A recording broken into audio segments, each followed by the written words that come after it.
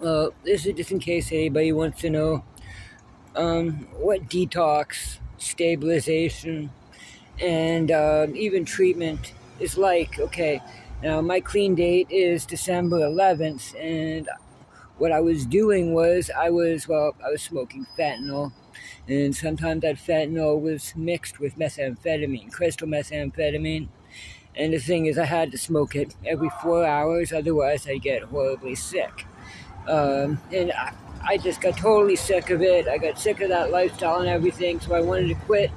And I basically called up a line, and they said, okay, well, 1 week we'll put you in.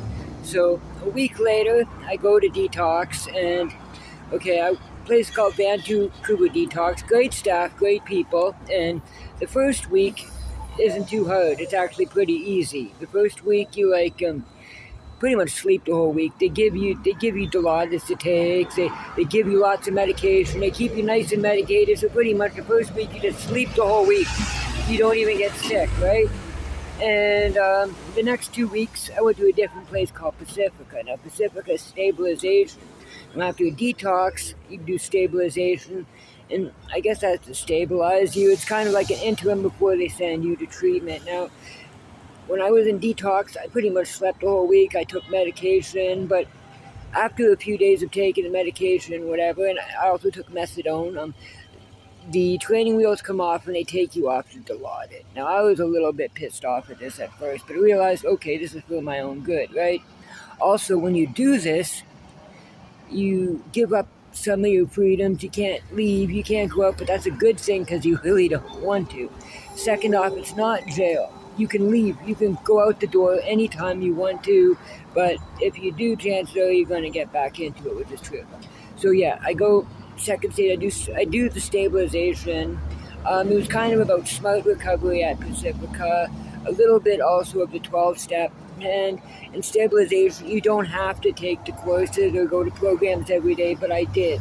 And stabilization can actually last up to 6 weeks, but I did programs every day there. So after 2 weeks, they sent me to treatment.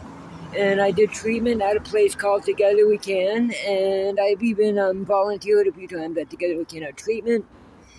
Every day you basically go to a group class, and the class teaches you about addiction, about 12-step, the nature of addiction, and even strategies to get around being addicted. Say if you have urges or needs, how to outthink them, because the addict, you are like your own worst enemy is an addict, right? The addict in your head is basically to subdue and take down the addict in your head, who is your worst enemy. Anyways, you take all these classes, you go there every day, you attend meetings, you build friendships, you build bonds of community, and over time, a lot of people drop, a lot of people relapse, a lot of people get fed up, a lot of people have excuses or family needs and they leave or they relapse, right? Me, I've gone 7 months so far, I haven't relapsed, but okay, it's a week detox, 2 week stabilization, then of course that next 90 days was in TWC doing treatment. And of course, treatment is the classes every day, followed by regular meetings. The food there is amazing. There's always poke bowls and steak dinners and beef dip. And really the thing is that when you're quitting the dope, they want to kind of reward you for it, right? So I figured the government's paying a lot of money for me to come off dope, so I better get it right the first time, and I did. But anyways, after 90 days of treatment, if you don't have a place to go back to, they put you in something called second stage housing, which is sober living. And I stayed at second stage housing of sober living through Together We Can. And basically the roommate was the house manager, and if anybody at any time relapsed, they weren't so much as kicked out, but they were told that they had a problem and they had to go someplace to redo it, or they just simply left and said fuck it, right?